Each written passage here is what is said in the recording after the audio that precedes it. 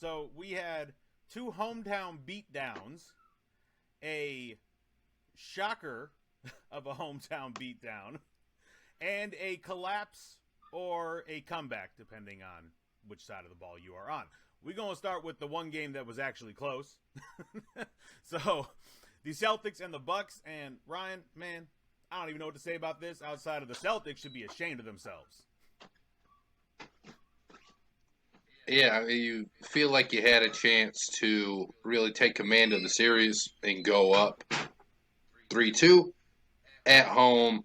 You probably should have won the game. You were up 7.5. You're up 14 with 10 minutes left, and you were getting things finally from your superstar. Jason Tatum played pretty well until the end there. And you didn't get the Al Horford game, right? Al Horford was, I think, what we'd expect Al Horford to be this game. Only 4 of 7, 8 points, 6 assists, 8 rebounds, nothing spectacular there. Jaylen Brown, again, 9 of 19. One of the things about this game, and I said it 3 weeks ago, I think, when you missed and I did the show with AJ, was how much that I hate cliches, right?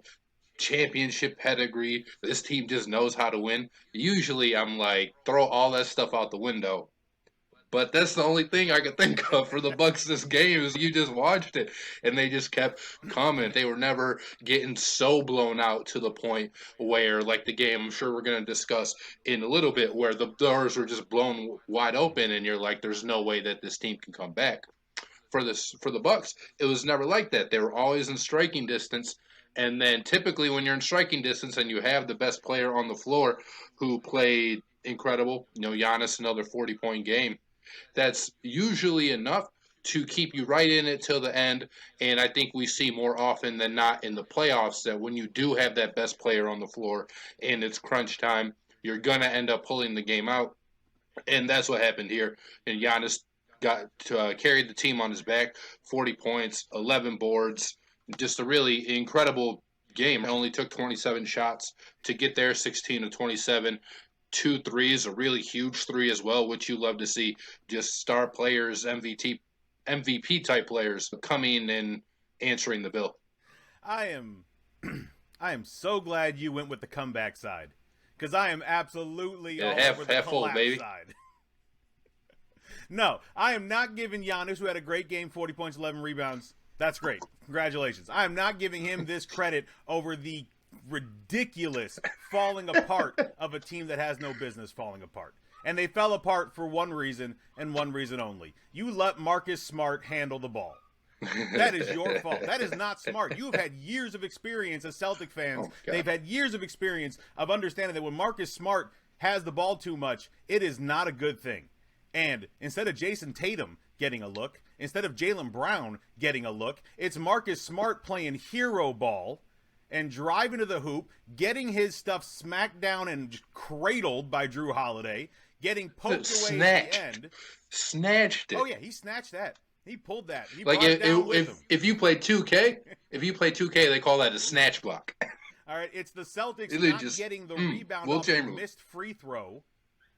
All these things that should have happened to close out this game, the Celtics did not do. And you blow a 14-point lead with 10 minutes to go. More importantly, a 6-point lead with 2 minutes to go.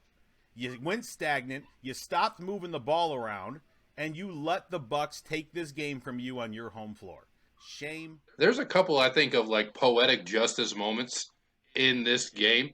One is the Jrue Holiday snatch. Jrue Holiday is a guy who should probably be up for Defensive Player of the Year almost every year because he is an incredible defender, and he never gets that look. Marcus Smart obviously won it this year, and then Jrue Holiday makes the game-winning defensive play on Marcus Smart to not only snatch the game away, but you probably snatch the Defensive Player of the Year trophy, is at least how I took it. Maybe something a little personal there. And then on the offensive rebound, we talked about this last show or 2 shows ago, was Giannis missing free throws. And if you want to see that video, you can go to our YouTube or you can follow us on Twitter at StonesDSN. That video is actually up on our Twitter. But we talked about Giannis missing free throws and how it might end up costing the Bucks games, maybe even the series if he's not the 72% free throw shooter that he was in the regular season. And it helped them in this case because he missed the free throw, and then Bobby Portis got the offensive rebound and was able to give the Bucks the lead. So everything that we said there, hey, you got to make your free throws. If he makes a free throw, it's a tied game, and they're not up one, and then who knows how the game ends. And for that Marcus Smart point that you made, you see this a lot in football, especially, is you'll see like still shots of plays where it's, oh my God, how could the quarterback miss this wide open receiver? And on this play, he threw it out of bounds or something. And usually, okay, the quarterback probably didn't see that. Plus, you're not taking in account that defender right there. So usually it's like a crock of junk. Mm-hmm. In this case, though, there's a still shot of Smart having the ball. There's about 4 Bucks around him. And then there's Tatum, who's open behind the three-point line, and then somebody next to him. I think it's either Derek White or Peyton Pritchard, like in the corner. Mm-hmm. So worst case scenario, and there's time on the clock. There's 4 seconds left. Worst case scenario, you throw it to Tatum. The defender obviously runs to him. He kicks it to the corner for a three-pointer. They were down 3 at the time. Could have gone into overtime.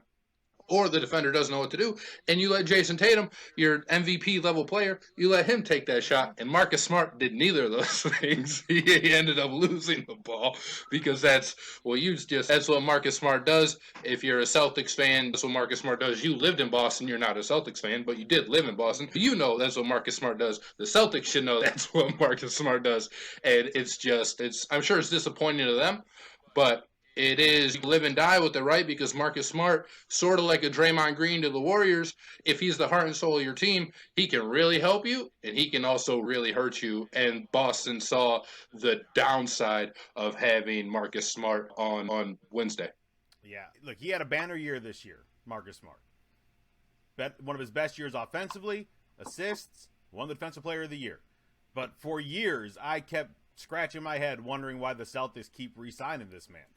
I don't understand. Why do you keep re-signing this man? Like, he shoots you out of games so much, usually from the outside. It's usually not down low in the paint. It's usually him jacking up threes that he has no business shooting and making 1 out of 7 of them.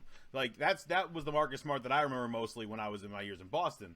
But in this situation, it is so important to get your best players involved, and you didn't.